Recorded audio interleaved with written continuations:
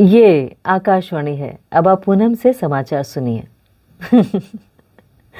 आपको पता है, जब मैं ये लाइन बोलती हूँ तो मेरे लिए बड़ी विन विन सिचुएशन ये होती है, क्योंकि मुझे खुद भी बहुत अच्छा लग रहा होता है और साथ ही साथ आप सबको भी अच्छा लगता है कि मैं न्यूज़ डिलीवर कर रही हूँ। ऐसे ही जब हम एफएम पे प्रोग्राम करते हैं तो भी ऐसी फीलिंग होती है कि खुद को भी उतनी खुशी हो रही होती है जितनी कि लिसनर्स को हो रही होती है। ऐसे आप अपनी लाइफ में सोचिएगा, बहुत सारी सिचुएशंस ऐसी होती हैं जो हम कुछ कर रहे होते हैं, उसमें हमें खुद को भी बहुत मज़ा आ रहा होता है।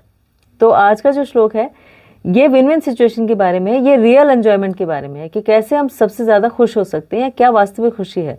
जैसे अर्जुन परेशान हो रहे थे कि मैं उन्हें मार दूंगा तो फिर उनको बहुत दुख होगा, लेकिन भगवान कहते हैं कि दुख क्यों होगा, वो तो बल्कि ज़्यादा खुश हो जाएंगे, ज़्यादा सुखी हो जाएंगे, क्योंकि वो युद्ध भूमि में मरेंगे तो जो तुम्हारे पितामह हैं, गुरु हैं, ये सब जो हैं, इन्हें स्वर्ग की प्राप्ति होगी, क्योंकि युद्ध भूमि में जिसकी भी मृत्यु होती है उसे स्वर्ग मिल जाता है। और दूसरी बात कि जो ये शरीर है वो तो छूटेगा ही, वैसे भी छूटेगा। अगर तुम नहीं मारोगे तो क्या इन्हें बचा लोगे, वो तो फिर भी मरेंगे। लेकिन उनको एक अच्छी बॉडी मिल जाए तो ये क्या बुरी बात है। और तुम्हारे लिए भी विन विन सिचुएशन है, क्योंकि अगर तुम युद्ध में मारे जाते हो तो तुम्हें भी स्वर्ग मिलेगा, और अगर तुम जिंदा रहते हो तो तुम एक अच्छा रूल, एक अच्छा शासन में एक पार्ट होगे, एक अच्छा राज्य भोगोगे, इसलिए तुम्हारे लिए भी ठीक है। तो यहाँ पर बताते हैं कि हे पार्थ, वो क्षत्रिय धन्य हैं जिनके लिए युद्ध के ऐसे अवसर बिना मांगे आते हैं, जिनसे उन्हें स्वर्ग के का द्वार मिल जाता है, स्वर्ग के द्वार खुल जाते हैं उनके लिए। तो इसलिए ये तुम्हारे लिए क्षत्रिय होने के नाते एक बहुत अच्छा अवसर है कि तुम्हें एक ऐसा अवसर मिल रहा है जिससे कि तुम स्वर्ग जा सकते हो। और यहाँ पर क्या बताया गया है अनुवाद में कि विश्व के सर्वोच्च शिक्षक के रूप में भगवान कृष्ण अर्जुन के रवैये की निंदा करते हैं, जिन्होंने कहा मुझे इस लड़ाई में कुछ भी अच्छा नहीं लगता, ये सदैव नर्क में रहने का कारण बनेगा। तो अर्जुन का पर्सपेक्टिव क्या था कि मैं इस युद्ध को करूंगा तो फिर मैं नर्क में जाऊंगा, क्योंकि मैं अपने लोगों को मार दूंगा। और इस बात की निंदा करते हैं भगवान कृष्ण, जो कि विश्व के सर्वोच्च शिक्षक हैं। तो सबसे पहले शिक्षक जो थे वो भगवान कृष्ण थे, और सबसे पहले जो शिष्य थे वो थे अर्जुन। और सबसे पहला जो प्रॉब्लम सॉल्विंग सेमिनार था वो यही था, भगवत गीता, यानी स्ट्रेस मैनेजमेंट सेमिनार था भगवत गीता।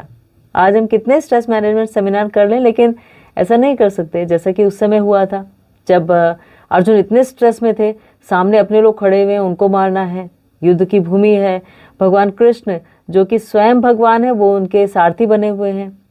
तो कितना मेंटल ट्रॉमा, फिजिकल एगनी, सब कुछ था, कितना दुख था मानसिक रूप से, शारीरिक रूप से। और तब उनका स्ट्रेस भगवान ने दूर किया। कैसे दूर किया? निंदा करके।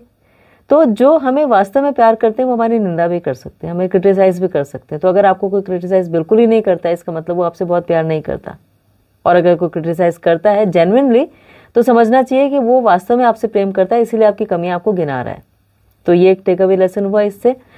और ये कहते हैं कि मुझे, अर्जुन ने जब कहा कि मुझे इस लड़ाई में कुछ भी अच्छा नहीं लगता, ये सदैव नर्क में रहने का कारण बनेगा, तो अर्जुन के ऐसे कथन को अज्ञान समझा भगवान ने कि ये क्योंकि ज्ञान इसे नहीं है, इसे पता नहीं क्या ठीक है, इसका पर्सपेक्टिव गलत है, ये बहुत लिमिटेड स्कोप में सोच रहा है।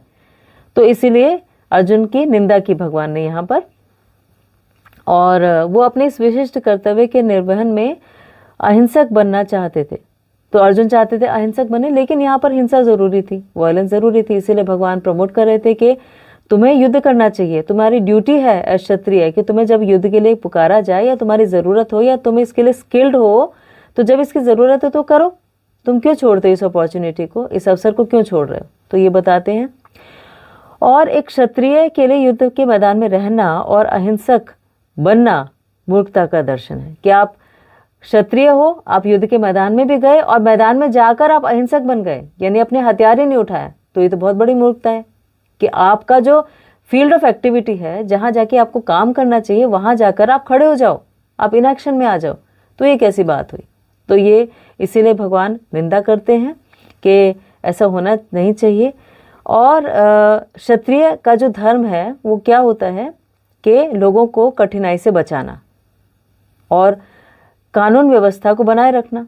अब कानून व्यवस्था को बनाए रखने में अगर हिंसा के प्रयोग की ज़रूरत पड़ती है तो उसे भी करना। तो इसीलिए अगर अर्जुन को यहाँ पर हिंसा करनी पड़ रही है तो उन्हें करनी चाहिए, क्योंकि उनका ये कर्तव्य है के लोगों की रक्षा करें, कानून व्यवस्था को बनाएं, लोगों को कठिनाई से बचाएं। और इसीलिए शत्रु राजा के जो सैनिक हैं उन पर उन्हें विजय प्राप्त करनी होगी, और यही धार्मिक सिद्धांत है। और जब हम धार्मिक सिद्धांत का पालन करते हैं, धार्मिक सिद्धांत मतलब कि हमारी प्रिस्क्राइब ड्यूटीज़, कि हमें क्या करना चाहिए, वो हमारा धार्मिक सिद्धांत है। तो जो हमें करना चाहिए वही हम अगर ठीक से कर लेते हैं तो जो ड्यूटी है वो भी हमारी रक्षा कर। तो इसके लिए एक फ्रेज है कि धर्मम रक्षिति रक्षितः, कि अगर हम धर्म की रक्षा कर रहे हैं तो धर्म हमारी रक्षा करेगा। और धर्म का मतलब प्रेस्क्राइब ड्यूटीज। धर्म का मतलब ये नहीं होता कि आप हिंदू हैं, मुस्लिम हैं, सिख हैं, ईसाई हैं, ये तो हमारी बॉडी के धर्म है।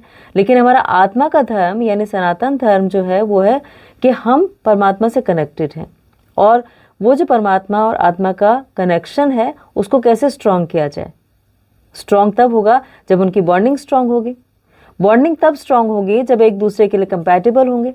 एक दूसरे के लिए कंपैटिबल तब होंगे जब एक दूसरे की बात को समझेंगे। तो आत्मा यानी अर्जुन और परमात्मा यानी भगवान कृष्ण, उन दोनों का ये संवाद है। और इस संवाद में अर्जुन को ये भगवान समझाने की कोशिश कर रहे हैं कि मैं तुम्हारा अहित नहीं चाहता, या मैं किसी का भी अहित नहीं चाहता। मैं तो सबको सबका सुहृद हूँ, सबका फ्रेंड हूँ, सबके लिए अच्छा ही सोचता हूँ। तो तुम्हारे लिए अच्छा सोचने का मतलब हो गया कि तुम अपनी ड्यूटीज़ करो, ये तुम्हें समझाना। और उनके लिए यानी जो कौरव थे उनके लिए अच्छा सोचने का मतलब हो गया कि अगर उनकी मृत्यु हो जाती है तो उन्हें स्वर्ग देना, यानी उनको एक अच्छी सिचुएशन देना, एक बेटर लाइफ दे देना। तो मैं तो किसी का अहित सोच ही नहीं रहा, ये भगवान यहाँ पर अर्जुन को समझाते हैं। और ये कहते हैं कि शत्रुओं पर विजय प्राप्त करना तुम्हारे लिए सबसे ज़रूरी है, और ऐसा तुम करते हो तो तुम्हारे लिए स्वर्ग के दरवाजे खुल जाएंगे। तो किसी भी स्थिति में लड़ाई करना यानी युद्ध करना तुम्हारे लिए अच्छी बात है और तुम्हें इसे करना चाहिए।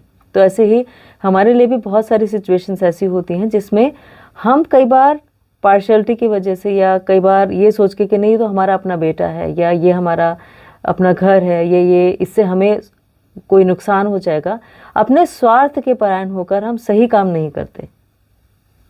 तो अपने स्वार्थ से ऊपर उठना ज़रूरी है। हम सिर्फ अपना फ़ायदा नहीं सोच सकते, हम इस पूरी सोसाइटी का एक पार्ट हैं, और उस सोसाइटी का पार्ट होने के नाते हम बहुत सारी चीज़ों से जुड़े हुए हैं। एक हमारा गलत कदम हुआ और सारी व्यवस्था बिगड़ जाएगी।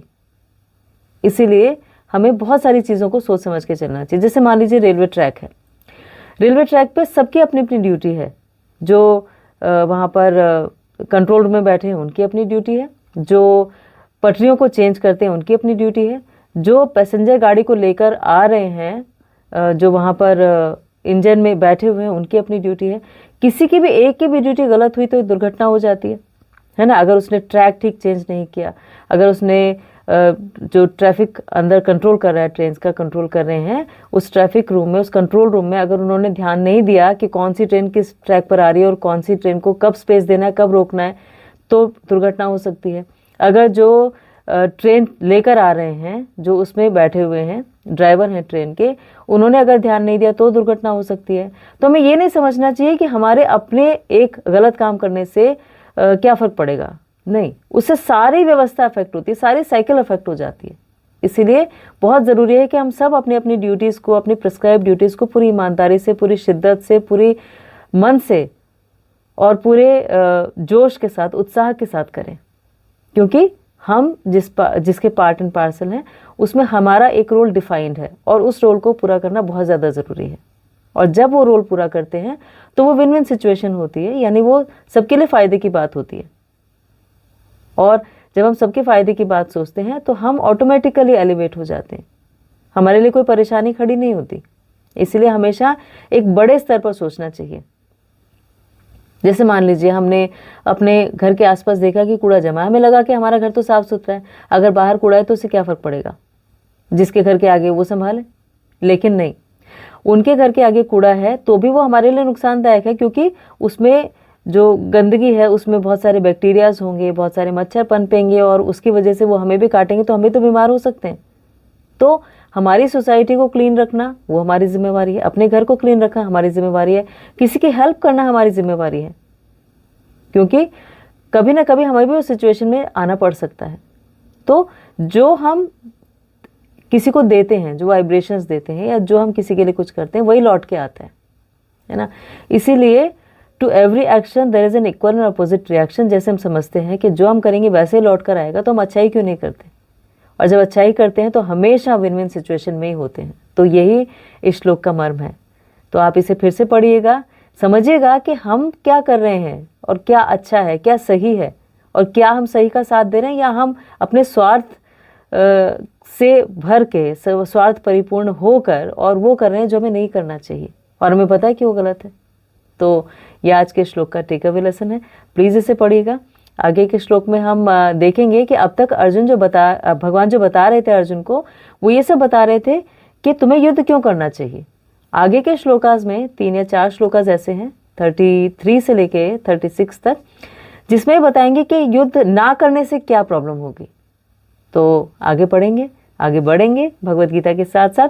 आपने आज के लिए इतना सारा टाइम निकाला, इसके लिए आपका बहुत बहुत थैंक यू, धन्यवाद, शुक्रिया। प्लीज़ अपना बहुत ख्याल रखिएगा और ऐसे ही इसे एक लाइफ मैनुअल की तरह पढ़ते रहिएगा, ताकि आप जो भी फॉलो करते हैं उसको और अच्छी तरह से फॉलो कर सकें, उसे और अच्छी तरह समझ सकें, उसमें आपको हेल्प करें। Thank you so much.